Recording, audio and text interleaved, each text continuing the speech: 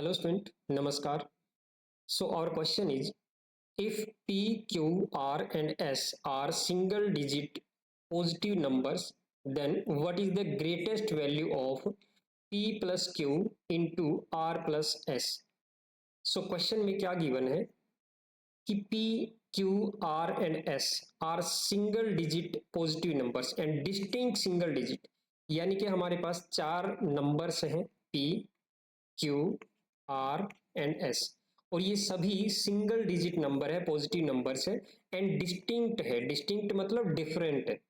तो हमें चाहिए कि P plus Q into R plus S जो है वो इसकी जो रिजल्ट है, इसका जो आपका आंसर आएगा, प्रोडक्ट जो आएगी वो आपकी मैक्सिमम होनी चाहिए, यानी कि ग्रेटेस्ट होनी चाहिए। अब आपको पता है कि प्रोडक्ट हो या एडिशन हो, अगर हमें रिजल्ट मैक्सिमम चाहिए तो इसका मतलब ये जो नंबर्स हैं इनकी वैल्यू मैक्सिमम होनी चाहिए। पी, क्यू, आर और एस की वैल्यू मैक्सिमम होनी चाहिए। ठीक है, तो इसका मतलब ये कि जो इनकी वैल्यू है पी, क्यू, आर और एस, जो सिंगल डिजिट नंबर्स हैं उनकी वैल्यू मैक्सिमम होनी चाहिए। अब आपको पता है कि सिंगल डिजिट नंबर में मैक्सिमम वैल्यू क्या होती है, वो 9 होती है। बट सबकी वैल्यू 9 हम नहीं ले सकते क्योंकि सभी डिजिट जो है, सभी नंबर जो है वो डिस्टिंक्ट है। ठीक है, तो मैक्सिमम कैसे लेंगे हम? ये चार नंबर लेंगे जो मैक्सिमम हो, सबसे बड़े वाले नंबर लेंगे, बट सभी डिफरेंट लेने पड़ेंगे। तो वो चार नंबर सिंगल डिजिट के क्या हैं जो कि मैक्सिमम है? वो है आपके 9, 8, 7 एंड 6। ये वैल्यू हो सकती है। बट अब यहाँ पे P की वैल्यू इनमें से क्या होगी, Q, R और S की वैल्यू क्या क्या होगी, ये हमें डिसाइड करना है। क्योंकि हमें P प्लस Q और R प्लस S इनका जो प्रोडक्ट है वो ग्रेटेस्ट चाहिए, मैक्सिमम चाहिए। तो देखो बच्चों, इन चारों नंबर का अगर हम सम कर दें, यानी इन चारों नंबर का अगर हम सम करते हैं तो वो सम क्या होगा? सम तो कांस्टेंट रहेगा, चाहे P की वैल्यू इनमें से कोई भी हो, Q की कोई भी वैल्यू हो, यही वैल्यू रहेगी चारों, और इनका जो सम होगा वो तो हमेशा 30 ही रहेगा, जो कि फिक्स होगा। अब हमें क्या करना है कि ये जो चार नंबर है इनको दो दो पार्ट में डिवाइड करना है, यानी P प्लस क्यू और R प्लस एस, और फिर उनको मल्टीप्लाई करना है। जब मल्टीप्लाई होगा तो वो जो रिजल्ट है वो हमें ग्रेटेस्ट चाहिए, मैक्सिमम चाहिए।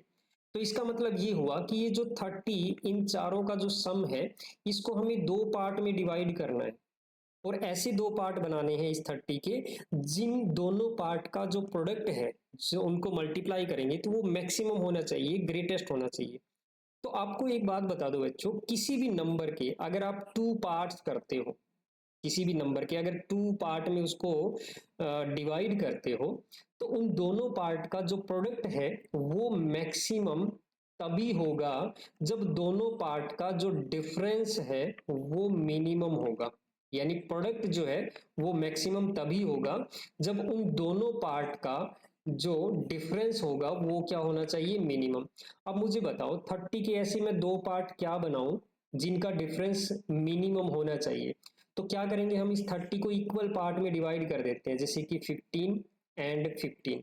अब देखो इन दोनों का जो डिफरेंस है वो 0 है, मिनिमम है, और इनका जो प्रोडक्ट आएगा तो वो क्या हो जाएगा? 225। ये जो प्रोडक्ट है ये ग्रेटेस्ट होगा, मैक्सिमम होगा प्रोडक्ट। ठीक है, अब देखो करने को तो 30 के हम और भी पार्ट कर सकते हैं, और तरह से भी इसको डिवाइड किया जा सकता है, बट उनका जो डिफरेंस है वो मिनिमम 0 नहीं होगा, इससे ज्यादा हो सकता है।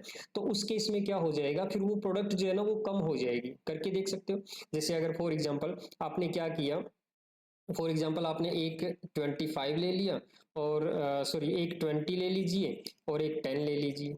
ठीक है, अब देखो इनका सम जो है वो तो 30 ही रहेगा, लेकिन प्रोडक्ट जो है वो कितना हो जाएगा? 200 हो जाएगा, है ना? देखो कम हो गया ना। अगर और अभी जैसे इनका जो डिफरेंस है वो कितना आ रहा है? 10 आ रहा है।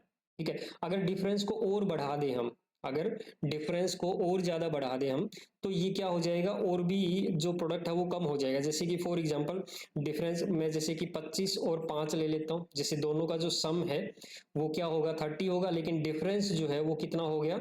डिफरेंस 20 का हो गया, तो इनका प्रोडक्ट जो है वो कितना हो जाएगा? 125। देखो प्रोडक्ट और भी कम हो गया।